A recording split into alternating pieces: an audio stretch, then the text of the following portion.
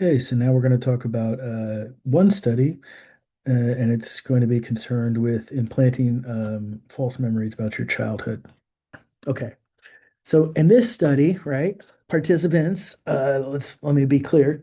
So this in this study, fathers or adult parents and college students were basically coming. They were brought into the lab, memory lab.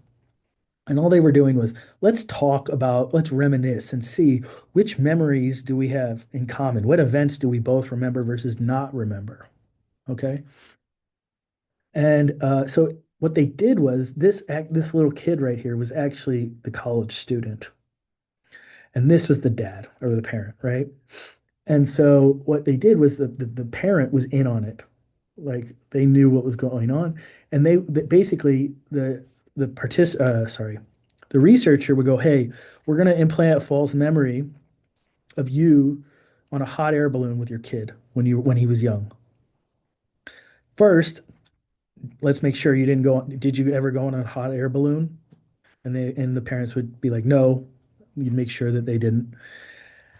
And then they go, "Okay, can you give us a picture of you and your kid when you were younger?" So we're going to Photoshop that onto a hot air balloon. And then we're going to try to get the participant, then you, as the parent, you need to lie to your kid and try to trick them into thinking that you guys indeed went on a hot air balloon. Okay.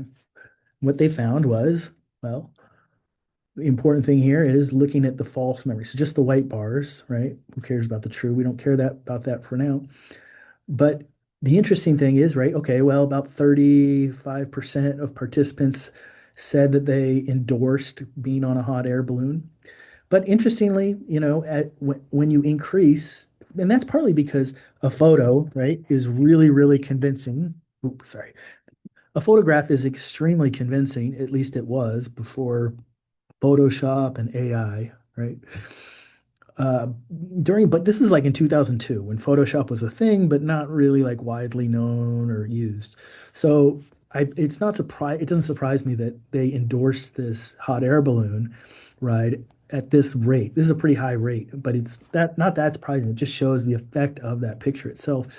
And then you see here that if you did like multiple interviews, that by about the third interview, you were about 50 to 55% inclined. 50 to 55% of those participants were likely to endorse that memory. So it went up by about 20% with additional interviews and additional questioning.